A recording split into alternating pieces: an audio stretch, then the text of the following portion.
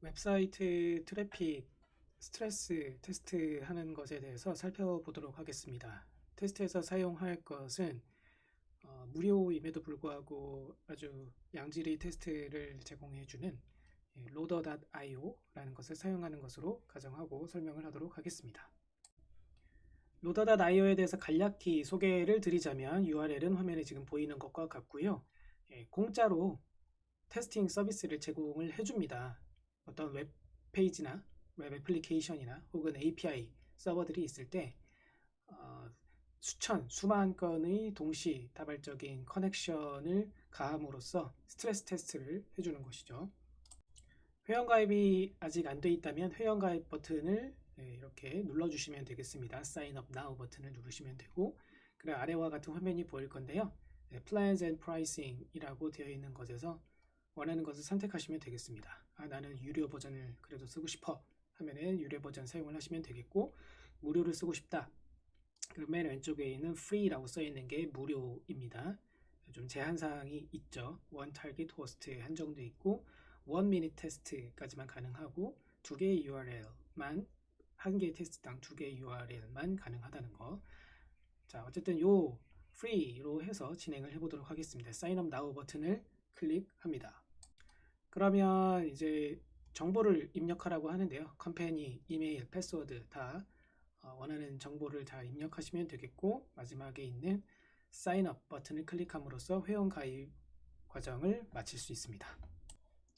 자, 그렇게 해서 회원 가입 과정은 마쳤지만 처음에 로그인이 되어 있는 창에서 이런 화면이 보일 거예요. 빨간색으로 해서 Check your email.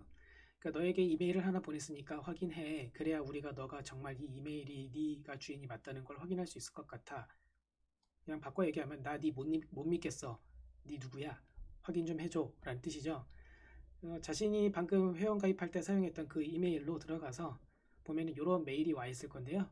Verify me를 클릭함으로써 요 loader.io에게 내가 누군지를 확실히 인증을 해주시면 되겠습니다.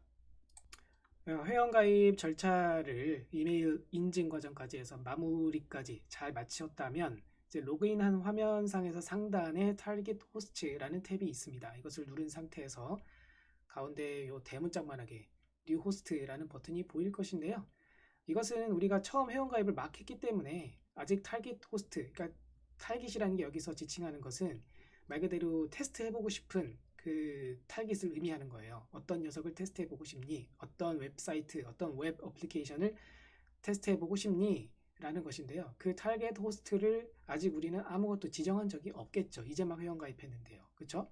그렇기 때문에 대문짝만하게 안내를 해주고 있는 것이고요. 큰 버튼을 통해서.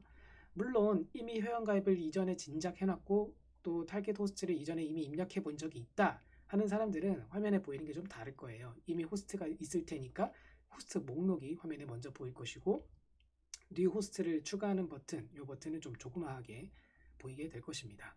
뭐 화면에 보이는 것이 어떻게 보이느냐, 그것은 뭐 2차적인 문제이고, 일단 우리가 확실히 지금 알아두어야 하는 것은 뉴 호스트라는 이 이름의 버튼을 누름으로써 타겟 호스트를 우리가 추가할 수 있다라는 거예요. 그렇게 해서 타겟 호스트 버튼을 클릭하면 하단에 보이는 것과 같은 화면이 뜨게 되는데요.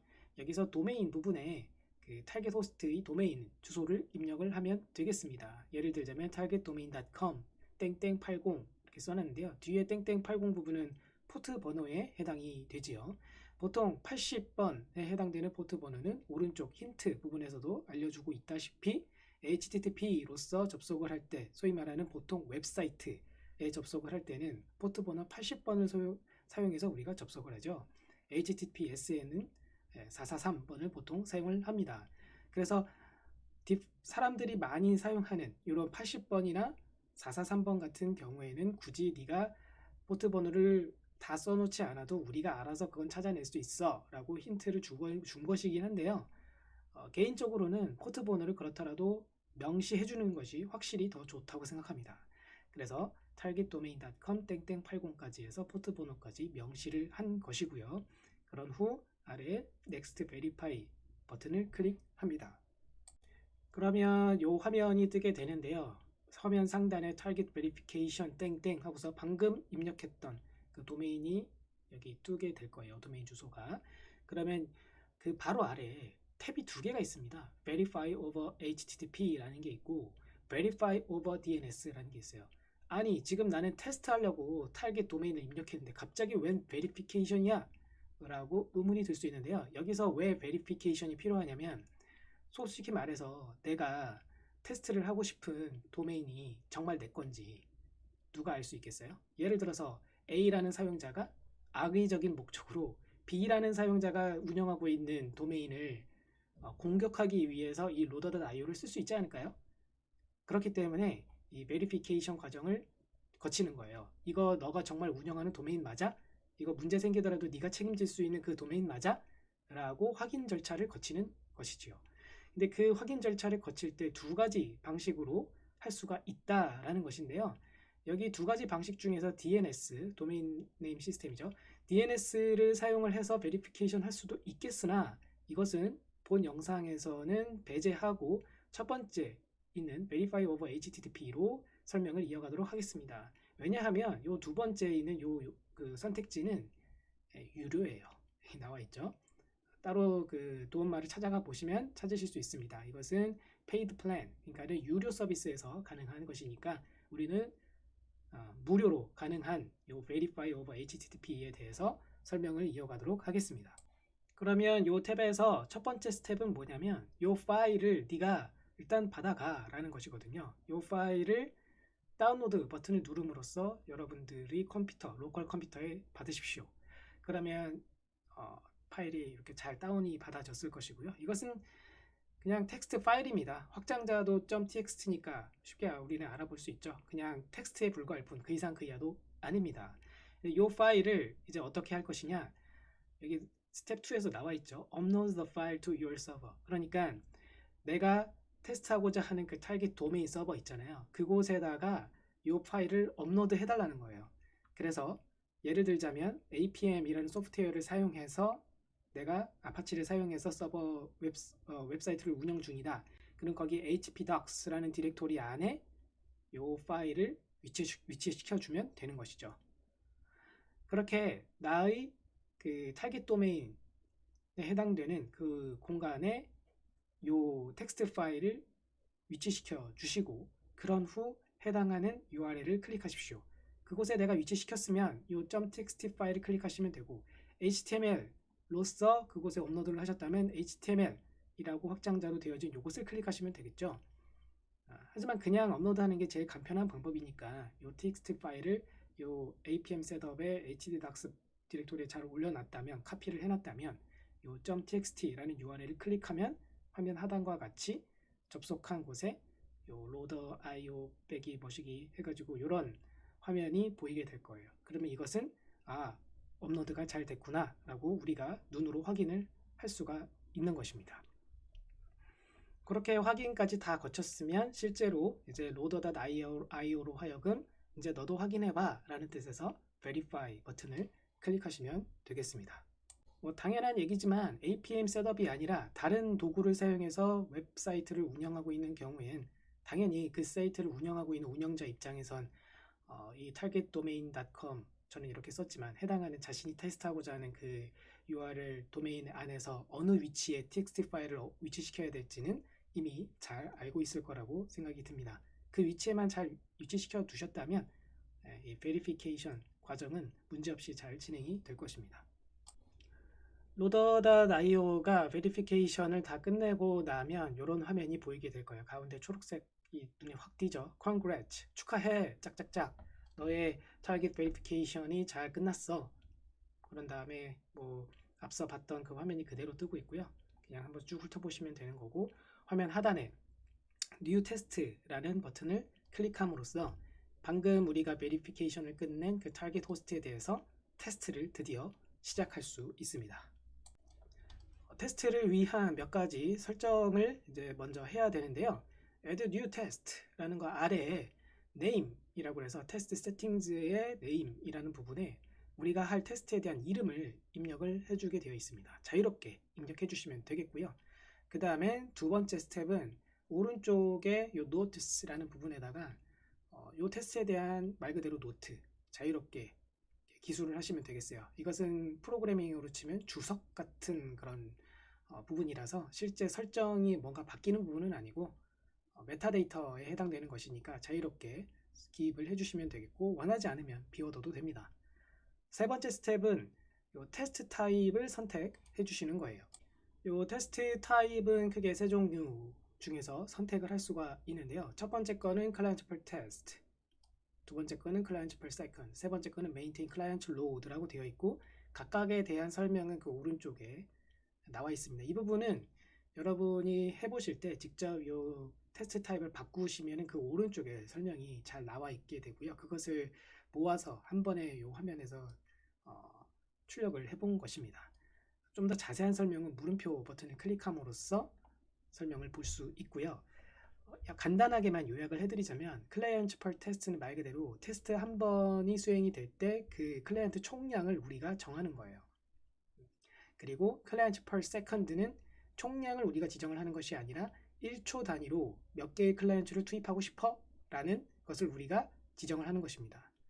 그러므로 이 두 번째 옵션을 우리가 선택을 하게 되면 1초마다 몇 개의 클라이언트를 투입하고 싶은데 라는 부분에서 우리가 값을 주어도 듀레이션에 해당되는 이 화면 가운데 보시면 듀레이션을 또 입력하게끔 되어 있는데 20초 할지 뭐 1분을 할지 5분을 할지 그 듀레이션이 어떻게 되느냐에 따라서 총 클라이언트 투입량이 달라지게 되겠죠. 마지막 세 번째는 메인테인 클라이언트 로드 설명에서도 있다시피 일정한 클라이언트 개수가 유지되게끔 하는 그런 테스트 방식이 되겠습니다. 이 세 가지 중에서 본 설명에서는 클라이언트 per test 첫 번째 것을 선택했다고 가정하고 설명을 이어가도록 하겠습니다. 클라이언트 개수는 1000개로 했고요. 그러므로 이제 테스트를 실행을 하면 총 1000개의 클라이언트가 투입될 거예요. 그리고 듀레이션은 20, 그리고 세컨드는 20초 단위로 했습니다. 20초 동안 1000개의 클라이언트가 투입된다라는 것이죠. 어드밴스드 세팅스 부분을 클릭하시게 되면 좀 더 많은 세팅을 해보실 수 있는데 그 부분은 스킵을 하도록 하겠습니다. 클라이언트 리퀘스트 부분에서 이제 get 방식의 HTTP에 내가 원하는 호스트 URL이 맞는지 마지막으로 확인하시고 그런 후 하단에 run test 버튼을 클릭합니다. 그러면 이 target test 1 테스트 이름이 좌상단에 뜨고 results라는 탭에서 테스트가 진행이 될 거예요. 좌측 상단의 trends라는 것은 이게 말 그대로 써있죠. average response time 얼마나 걸리는지 응답까지 얼마나 걸리는지에 대해서 평균 수치를 구해본 것이고 237 밀리세컨드만큼 걸렸다라는 얘기죠.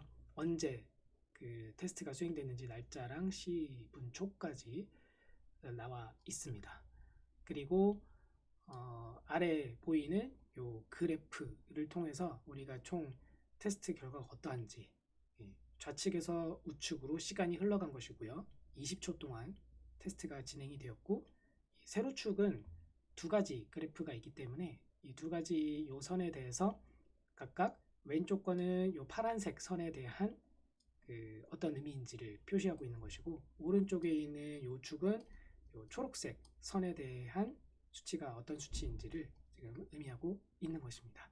그래서 초록색 선은 클라이언트 개수를 의미한다고 보시면 되겠고 파란색은 average time 얼마나 평균적으로 레스폰스의 시간이 걸리는가 그 부분을 시간이 흐름에 따라서 어떻게 변해가는지 우리가 추이를 볼 수가 있습니다. 자, 실제로 어떻게 진행이 되는지 한번 시뮬레이션을 예를 들어서 보도록 하겠습니다.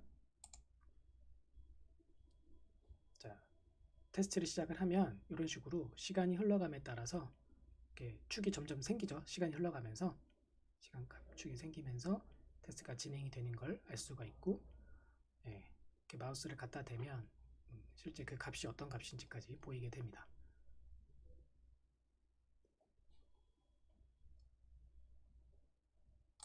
타임즈 탭에서는 좌측에서 우측으로 시간이 흘러감에 따라서 리스폰스 타임이 평균적으로 어떻게 됐고 클라이언트가 몇 개 접속했었고 그 추이를 볼 수 있었는데 타임즈 탭 말고도 디테일즈나 밴드위드스 등과 같은 탭들이 있어요.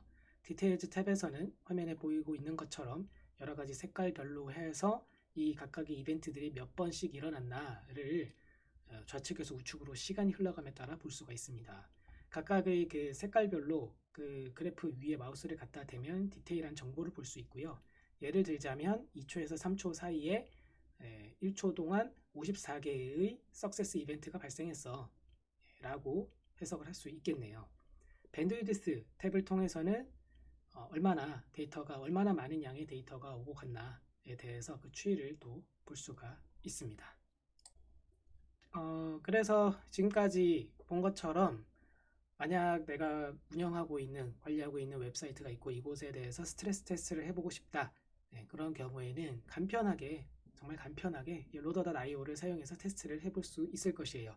프리 플랜, 무료 버전으로 사용을 한다 할지라도 꽤나 많은, 심지어 수천 개 이상의 클라이언트를 투입해서 내가 관리하는 웹사이트를 테스트해 볼 수 있기 때문에 매우 유용하지 않을까 싶습니다.